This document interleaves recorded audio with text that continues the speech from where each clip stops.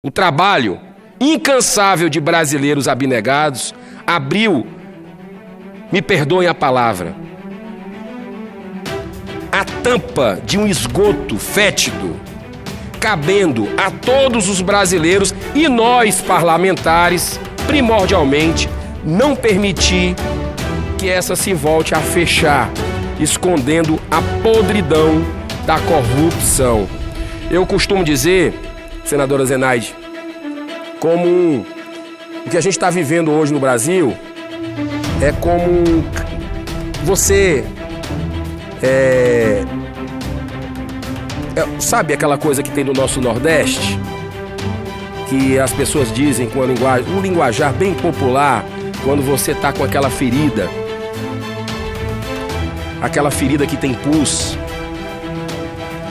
e vai saindo, mas só vai curar, a senhora que é médica, só vai curar quando o nosso sertanejo gosta de dizer assim, quando sair o cabedão, né? Carnegão. É exatamente o que está acontecendo hoje. Só vai sair quando todos os poderes forem investigados. Não tem jeito, tudo desemboca no Supremo Tribunal Federal. Tudo desemboca lá. Então, eu queria nesse momento agradecer a paciência da senadora Zenaide, do senador Stevenson, que está presidindo essa sessão, do telespectador da TV Senado, do ouvinte da Rádio Senado, e dizer que a gente não vai desistir. Olha, e chegue mais junto, população. Chegue mais junto da gente. Nós estamos precisando da sua ajuda. Precisando. O restinho que falta para se clarear o Brasil, essa luta para a gente vencer essa etapa da corrupção. A Operação Lava Jato, ela não pode ser enfraquecida. Tentativas diversas, o submundo estão fazendo a Operação Lava Jato se destruir aos poucos. É o que aconteceu na Itália, eu repito. Claro. O senhor dá um descanso na voz, uma vez que o senhor começou a falar sobre o que foi votado ontem na Câmara, o abuso de autoridade. Mas antes de tocar nesse assunto, aos alunos, às crianças, Colégio Carmen Salles, Ensino Fundamental, Asa Norte, bem-vindos, viu, à sua casa? Obrigado pela presença. Senador Girão, o senhor falou só uma interferência rápida sobre quando o senhor começou até chegar ao COAF, algo que tanto eu, o senhor, como muitos outros senadores aqui, poucos defenderam, que a permanência dele, daquele conselho financeiro no Ministério da Justiça. Preciso lhe dizer que o que foi votado ontem não foi o que foi votado aqui nessa casa.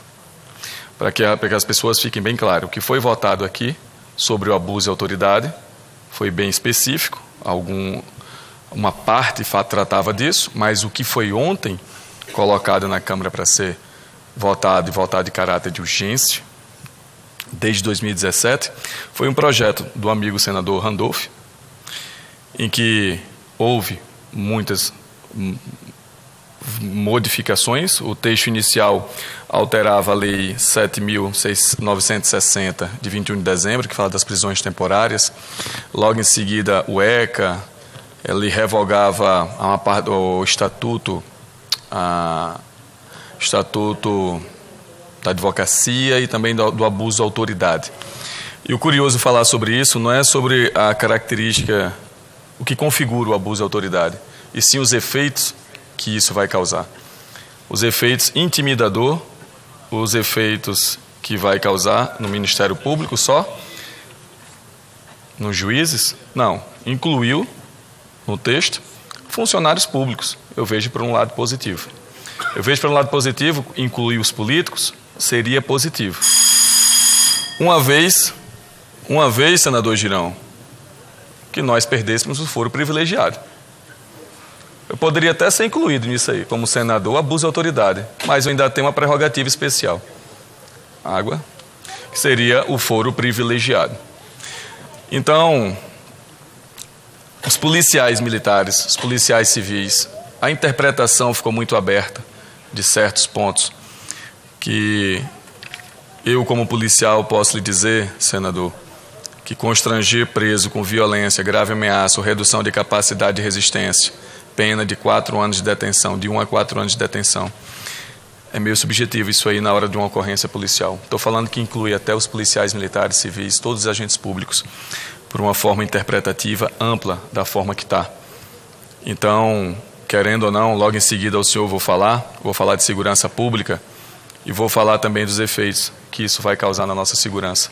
Poderia ter sido benéfico se tirasse dos políticos o foro privilegiado, porque é uma blindagem. Não adiantou de nada, então, colocar os políticos aqui se nós somos blindados. Agora, o que falar sobre a única forma, sobre as únicas pessoas que podem combater poderosas na corrupção, promotores, juízes, agora coagidos, inibidos de trabalhar, porque eles vão responder com patrimônio, eles vão responder com até afastamento do cargo. E se for ali, vai se afastar da cidade, do estado, do município que aquela pessoa está morando, que foi constrangida por abuso, que foi o efeito. Então, só para encerrar essa minha fala com o senhor, em relação ao COAF, quando eu tive a chance de ir com o senhor lá e conhecer, e eu tive a chance de ler os 10 anos de COAF, o trabalho que ela faz pela essa sociedade, que muitas vezes não é vista nem conhecida, porque ela tem que ficar anônima mesmo. Ela trabalhava de forma anônima, Banco Central, Receita Federal, Polícia Federal, todos esses órgãos, todos eles ligados para passar informação para quem investiga. E também tirar esse poder é um grande golpe no combate à corrupção desse país. Então, vejo na sua fala uma semelhança da minha, como o senhor já conhece, uma de outros senadores aqui também, e dizer que chegou a um ponto que está na mão do presidente da República agora. Cabe a ele retirar ou permanecer o que existe, que foi votado ontem na lei de abuso de autoridade, e sobre o destino da COAF e da Receita e de todos os órgãos integrados em forma de conselho para combater essa corrupção nesse país. Obrigado, senador. Obrigado, presidente. Senador Stivos, essa é a minha esperança.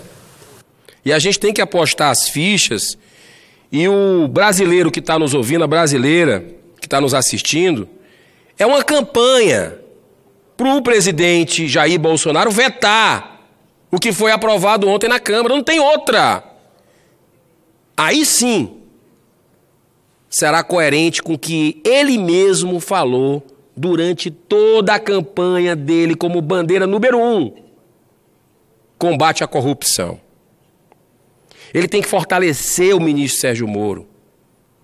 Eu confesso que fiquei muito feliz quando vi pela imprensa que houve o convite, que existia a possibilidade de o ministro aceitar, do juiz Sérgio Moro aceitar o convite para o Ministério da Segurança Pública e Justiça. Mas agora, o ministro Sérgio Moro, ele tem que ser fortalecido nos seus ideais. O Ministério Público tem que ser fortalecido. Olha, é muito fácil, é muito cômodo a Câmara dos Deputados votar na calada da noite, ontem, de forma urgente, atropelando o abuso, a lei de abuso de autoridade. Mas por que é tão difícil a Câmara dos Deputados votar o fim do foro privilegiado, que já foi aprovado aqui pelo Senado? Está aí, uma das produções boas do Senado, na legislatura passada, o fim do foro privilegiado do senador Álvaro Dias, que é o presidente, que era o autor do projeto, com relatoria do senador Randolfo Rodrigues. Exato. Foi aprovado lá, inclusive o deputado Diego Garcia foi na comissão especial o relator. Uma vitória linda do Congresso Nacional, mas ficou parada, está parada na mesa do presidente da Câmara dos Deputados. Ô presidente, vamos votar isso? Vamos votar isso? Fim do foro privilegiado é importantíssimo para o país. Então, para me encaminhar para o fim, voltando à questão do STF ter suspendido as investigações de 133 autoridades lá, blindando contribuintes influentes, inclusive ministros do próprio Supremo e seus familiares. A verdade tem que ser dita. Está aí. Basta você pesquisar. Chegou a hora da verdade vir. Ela precisa vir à tona para que aconteça a limpeza definitiva do nosso país. Nada disso é razoável, principalmente se seguirmos o conceito de pessoas politicamente expostas, que são aqueles agentes públicos que desempenham ou tenham desempenhado nos 5 anos anteriores, no Brasil ou em países, territórios, dependências estrangeiras, cargos, empregos ou funções públicas relevantes, assim como seus representantes, familiares e estreitos colaboradores. Todos eles, por estarem suscetíveis à situação de corrupção, devem ser objeto de acompanhamento ainda mais rigoroso pelo Estado e não serem blindados, como vem acontecendo no Brasil. Já me encaminhando definitivamente aqui para o fim de minha fala hoje, senhor presidente, eu considero que o COAF, pela importância estratégica que tem e pelo seleto e competente quadro de funcionários, composto por servidores de diversos órgãos, como Tesouro, Banco Central, Receita, SUSEP, Polícia Civil, Polícia Federal e Carreira e Gestão, alguns com experiência de mais de 20 anos na área, já deveria ter se transformado, o COAF, ele já deveria ter se transformado numa agência de controle, prestigiado, fortalecido, conferindo-lhe poderes especiais para fiscalizar na sua área de atuação. Por fim, afirmo que não me calarei perante essa aparente tentativa de desconstrução de tão relevantes órgãos de fiscalização e monitoramento, principalmente se os objetivos reais forem de proteger interesses pessoais ou políticos escusos. O trabalho incansável de brasileiros abnegados abriu, me perdoem a palavra, a tampa de um esgoto fétido, cabendo a todos os brasileiros e nós, parlamentares, primordialmente, não permitir que essa se volte a fechar, escondendo a podridão da corrupção. Eu costumo dizer, senadora Zenaide, o que a gente está vivendo hoje no Brasil é como você... sabe aquela coisa que tem no nosso Nordeste? Que as pessoas dizem com um linguajar bem popular, quando você está com aquela ferida que tem pus, e vai saindo, mas só vai curar, a senhora que é médica, só vai curar quando o nosso sertanejo gosta de dizer assim, quando sair o cabedão, né? Carnegão. É exatamente o que está acontecendo hoje. Só vai sair quando todos os poderes forem investigados. Não tem jeito, tudo desemboca no Supremo Tribunal Federal. Tudo desemboca lá. Então, eu queria nesse momento agradecer a paciência da senadora Zenaide, do senador Stevenson, que está presidindo essa sessão, do telespectador da TV Senado, do ouvinte da Rádio Senado, e dizer que a gente não vai desistir. Olha, e chegue mais junto, população. Chegue mais junto da gente. Nós estamos precisando da sua ajuda. Precisando. O restinho que falta para se clarear o Brasil, essa luta para a gente vencer essa etapa da corrupção, a Operação Lava Jato, ela não pode ser enfraquecida.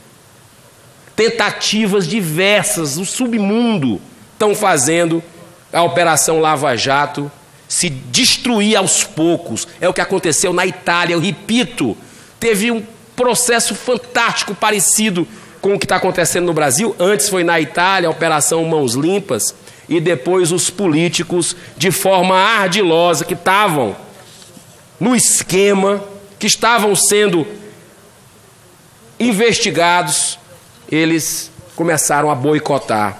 E a história a gente já sabe. Que o Brasil tenha um destino que ele merece.